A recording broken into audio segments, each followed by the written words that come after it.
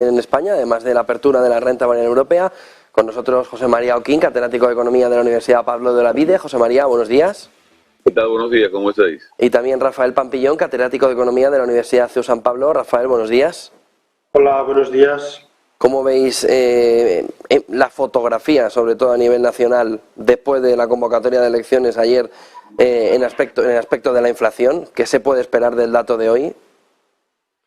Bueno, a mí me parece que vamos a tener una inflación más baja que la del mes pasado, que fue del 4,1, probablemente se baje hasta el 3,5 aproximadamente. Claro, es muy difícil de saber. Y eso señala, por un lado, que los precios de las materias primas están bajando. El precio del petróleo estaba hace un año a $120, ahora está a 77. También que están bajando los precios de los alimentos y que los costes salariales van a empezar a subir, pero son mucho más moderados que los de otros países, lo cual significa que las empresas no han repercutido salarios mucho más altos en el centro de Europa con los salarios nuestros, que han crecido al 4 o van a crecer al 4,5, pero es que en el centro de Europa los salarios han crecido al 10 y al 11%. José María. Bueno, yo coincido con Rafael, ¿no?, en muchas de las percepciones. El tema de la inflación, mayo pasado subió un 0,6, ¿no? Aunque suba un poco menos del 0,6, ya la inflación se moderará, ya veremos, ¿no?, a ver cómo está. La economía española también, no sé, da la sensación de que poco a poco la subida de tipos y el cambio de expectativas va llegando, ¿no? Pero de momento ha estado fuerte, ha estado creciendo. Los indicadores, pues, no lo sé. Desde luego, la convocatoria de elecciones, desde mi punto de vista, está en clave política, no en clave económica, ¿no? Muchas veces dice, voy a convocar rápido porque la economía va a empeorar tanto que se me va a echar encima, ¿no? Yo no creo que la economía empeore tanto, a lo mejor se paraliza un poco, a lo mejor la inflación no somos capaces de bajarla tan rápido como nos gustaría, ¿no?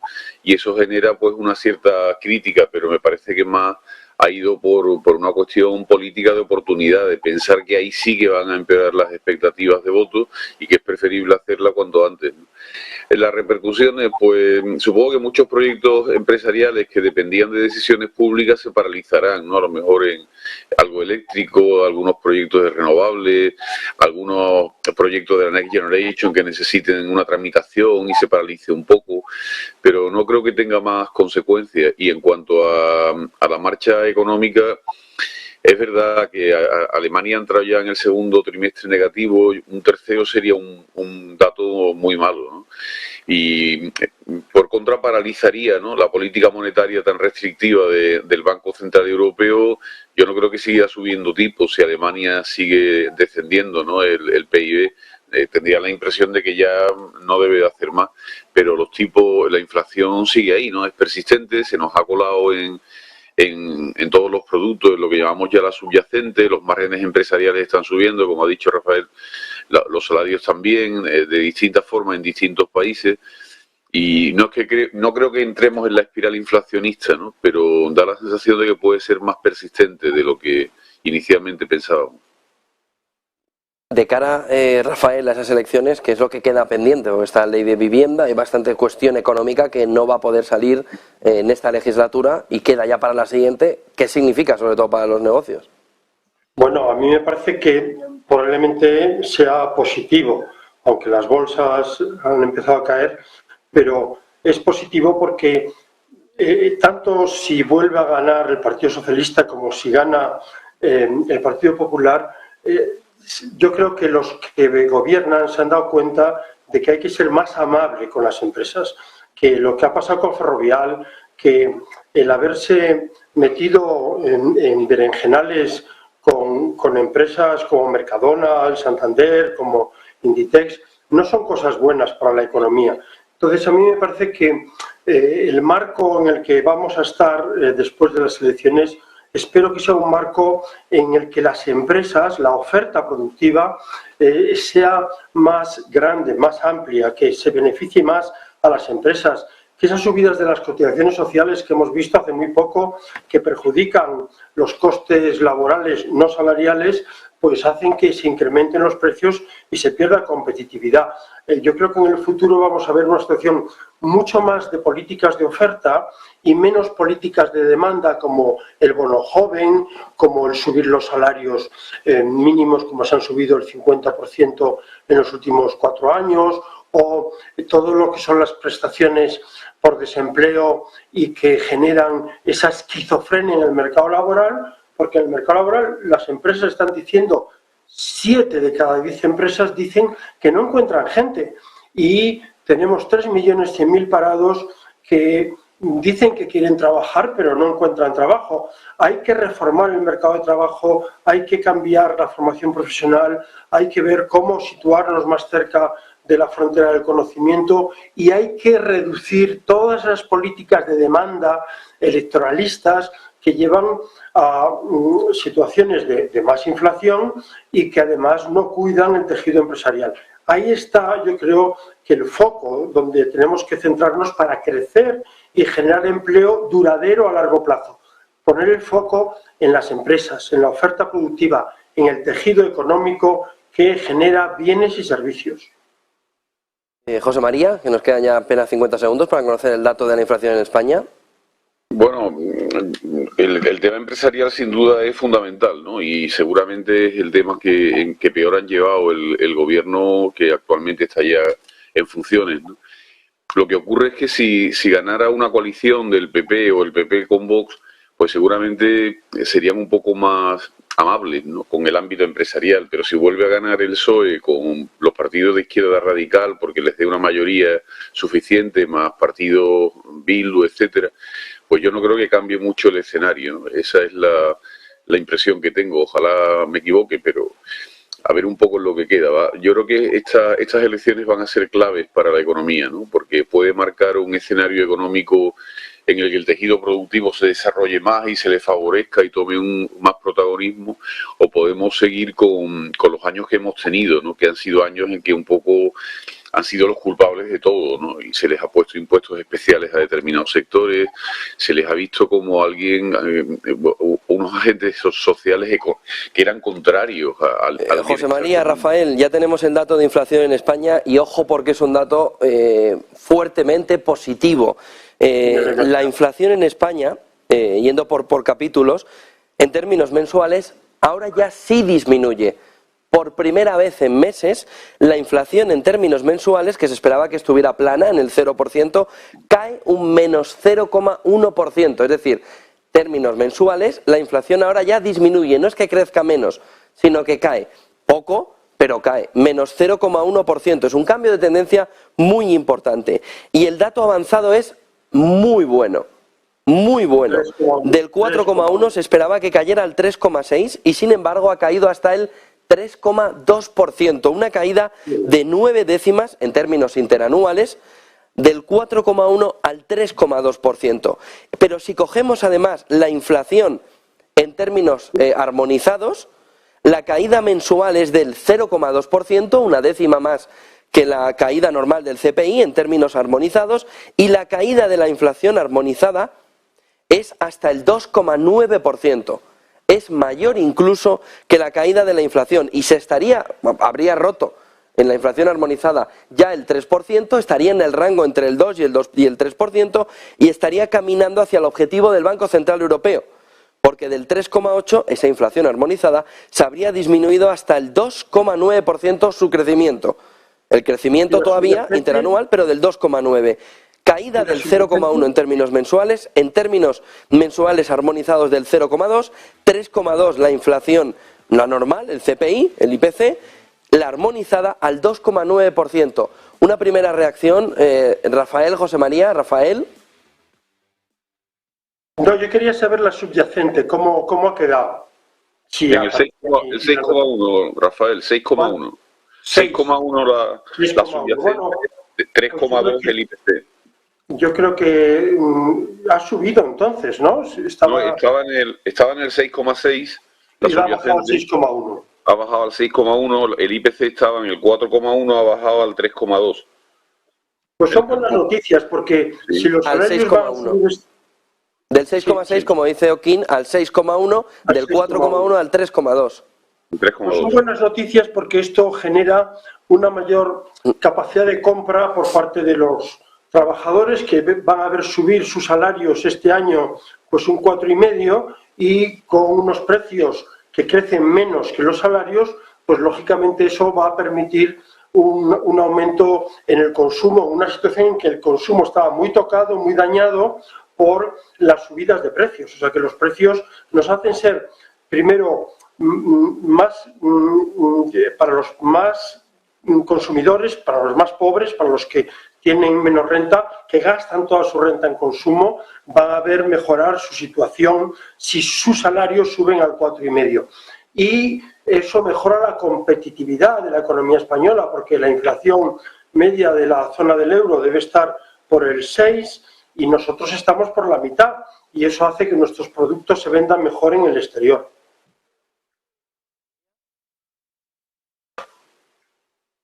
Sí. José María. No, yo creo que el dato, como siempre, ¿no? Hay que verle las aristas que tiene, ¿no? O sea, que se te vaya parando la inflación y que vaya descendiendo significa también que la actividad económica se está frenando un poco, ¿no? Y por otro lado puede también un poco ir configurando eso que siempre hemos estado comentando, que la gente, las expectativas, a pesar de que la inflación es alta y tal, pero casi no ha cambiado sus comportamientos, porque yo creo que piensa que en el futuro esto lo vamos a controlar, ¿no? Entonces es un dato que también sirve para forzar esas expectativas de que, bueno, está esto más o menos controlado, ¿no? Lo cual significa de cara al verano y de cara a los próximos meses que no se va a resentir mucho la demanda agregada por la parte del consumo. Incluso los empresarios también puede ser que sus expectativas pues no sean unas expectativas muy negativas, ¿no? Porque se piense que este problema está ya controlado. Si termináramos el año en un 3% de inflación, estaríamos con una inflación más que aceptable, ¿no? Y prácticamente la economía se habría estabilizado, ¿no? Si además crecemos el 1,8, el 1,9, cerca del 2%, prácticamente la economía en el año 2023 se habría, como digo, estabilizado, y eso es sin duda una buena noticia. La mala es que quizás el hecho de que se frene nos está diciendo que estamos un poco parados en este segundo trimestre, ¿no? Y vamos a ver los datos de PIB cuando salgan, lo que pasa que todavía tardan en salir. Sí, hasta finales de junio, pero las exportaciones, lógicamente, que ya llevan mucho tiempo disparadas y que vienen a ser el gran milagro económico de España desde la salida de la crisis inmobiliaria, de la anterior crisis, que los empresarios han reaccionado muy bien ante la caída de la demanda interna, pues esto, frente a los crecimientos de precios en comparación con la inflación de los países de Europa, nos hace ser mucho más competitivos. Y una vez más, el sector exterior, incluido el turismo, pues, y los servicios no turísticos, que están aumentando de una manera bárbara, están generando un superávit en la cuenta corriente que es una novedad en la economía española. Yo creo que el gran avance que hemos tenido en los últimos 10 años es un sector exterior muy saneado, y este dato viene a confirmar que los productos españoles ahora se van a vender mejor que los del resto de Europa, porque nuestra inflación es la más baja de toda la zona del euro, lo cual nos va a permitir competir con Grecia, con Italia, con Francia, que tienen inflaciones más altas. La clave fundamental ahora está en los salarios. La clave fundamental está en esa renovación, en esas subidas salariales que puedan estabilizar la inflación en el entorno del 3% más a medio y largo plazo aquí en España. Bueno, yo creo que el hecho de que los salarios, por lo menos la indicación de negociación, ¿no?, esté en el 4 y en los años siguientes sea mucho más moderada, va a estabilizar, ¿no? Va a dar la sensación de que no perdemos capacidad adquisitiva, con lo cual el consumo se va a mantener, porque la renta en términos reales se mantendrá más o menos, aunque se haya perdido el año pasado, ¿no? Y quizás se compensó con los ahorros, no con algunos incrementos de préstamos, aunque no están los bancos incrementando mucho los préstamos, ¿no?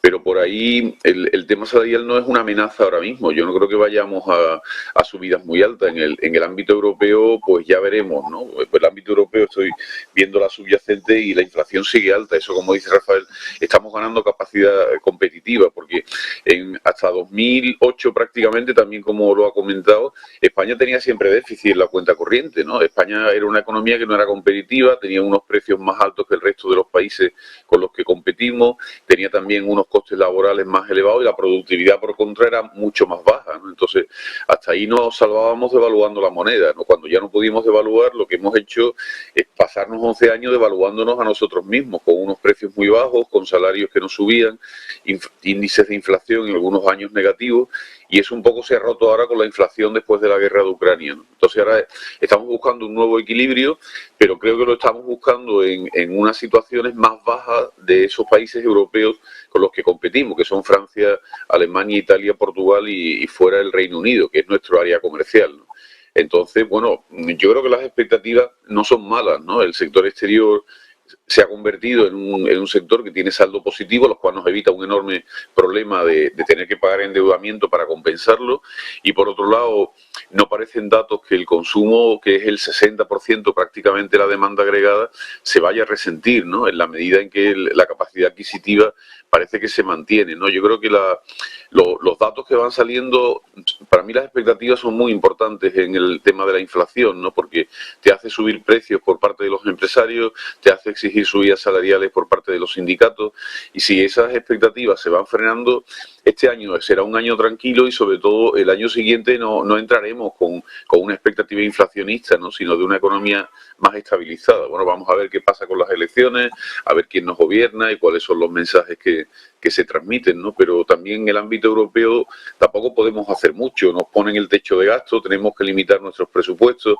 ya nos están avisando que el pacto de estabilización se va a activar nuevamente y que España va a tener que hacer ajustes, pero no parece que sea tan difícil, ¿no? Reducir el déficit y ajustar la inflación prácticamente estaría ajustada. Ojalá estos datos sigan adelante y en verano no tengamos subidas, ¿no? ¿Rafael?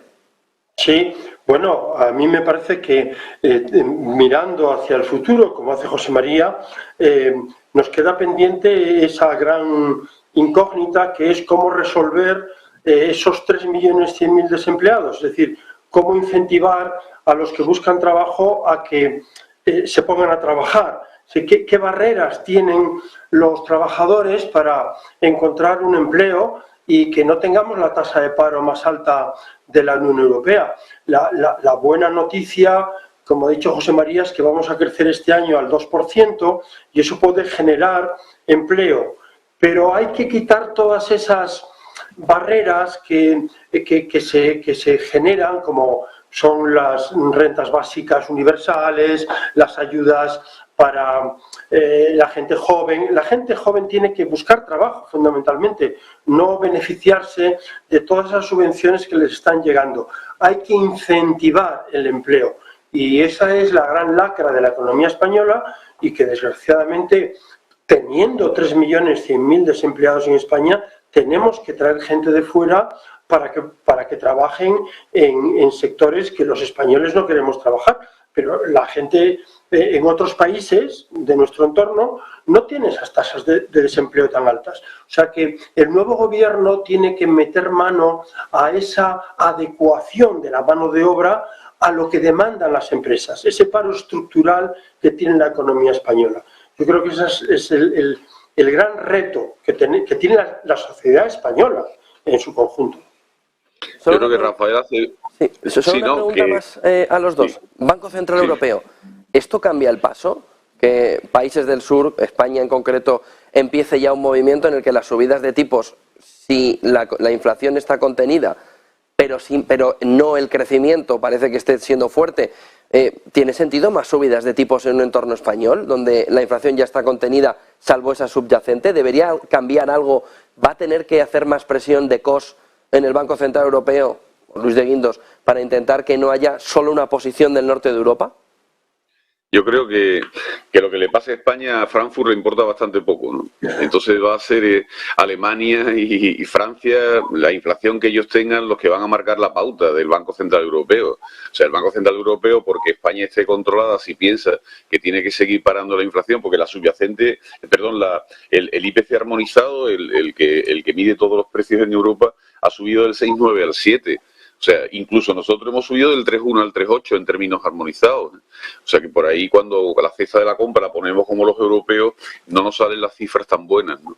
Yo creo que los tipos van a seguir subiendo. Lo que pasa es que si hay una cierta estabilización de precios, no va a ser muy intensa la subida, ¿no? Y esperarán a lo mejor un poco más. Pero a mí, con los datos que hay en Europa, yo no creo que el Banco Central Europeo entre en un cambio de rumbo. Sí, sin olvidar que la subida de precios no depende solo de las políticas que se tomen a nivel monetario, es decir, que la política monetaria es solo una de las políticas económicas. La política fiscal es que no está ayudando nada a rebajar la inflación. Es que el gasto público que estamos teniendo, también porque tenemos más ingresos fiscales, pero en el caso de España la inflación podría bajar más y podríamos tener una mejor situación de estabilidad de precios si el gasto público se recondujera, es decir, se ajustase, se redujese. Hay mucho gasto público en las administraciones territoriales que se podrían eliminar, gastos suntuarios, gastos innecesarios, gastos improductivos, gastos que no mejoran la capacidad productiva, y también a nivel central. O sea, no se puede dejar a la política monetaria sola frente al peligro de la inflación. Hay que utilizar las políticas de rentas, la política fiscal, para que también rebajen la demanda agregada. Y concretamente el gasto público es un componente de la demanda agregada. Por lo tanto, en la medida en que el gasto público se consiguiera reducir en aspectos no productivos, pues lógicamente la inflación también sería mejor. También nos lo está diciendo el Banco Central Europeo y el Fondo Monetario Internacional, que los gobiernos tienen que hacer su parte y así conseguiremos esa estabilidad de precios que sin ninguna duda genera crecimiento más a largo plazo. Quizás el hecho de adelantar las elecciones puede ayudar, ¿no? Porque en un año electoral, que a ver quién reduce el gasto público, ¿no? Todos además decíamos, además 2023 va a ser de gasto público hasta arriba, pero el hecho de que haya elecciones y prácticamente a mediados de año, pues puede hacer que entremos en una secuencia de ajustes los últimos meses, ¿no? Y cerremos el déficit mejor de lo que pensábamos que lo íbamos a cerrar. El déficit de todas maneras no está mal, porque como la inflación ha sido tan alta, hemos recaudado un montón por los impuestos indirectos, ¿no? Y este ha sido un poco, y también el deslizamiento que puede haber habido en las tasas en el IRPF, ¿no? Entonces yo creo que, bueno, vamos a ver, ¿no? Pero la política fiscal, si lo hubiéramos hecho también restrictiva, sin duda alguna, la economía habría frenado más la inflación, pero también se hubiera parado más, porque yo creo que la opción que hemos tomado es, tenemos dos opciones cuando tienes inflación, ¿no? Tomas la opción del sacrificio duro, es decir, paras la economía en seco y el paro se te va, o tomas la opción del sacrificio suave. El sacrificio duro lo haces en un año, año y medio, pero controlas la inflación.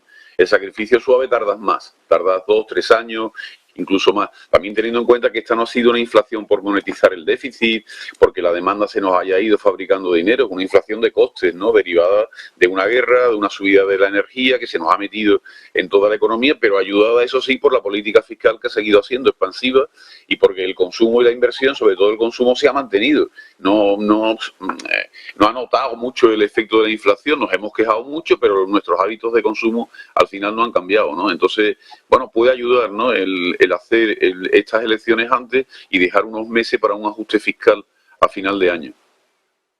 Muchísimas gracias a los dos. Rafael Pampillón, catedrático de Economía de la Universidad CEU San Pablo, José María Oquín, catedrático de Economía de la Universidad Pablo de Olavide. A los dos, buen día y buen negocio, buenas clases. Buenos días a todos. 9:16 hemos analizado la situación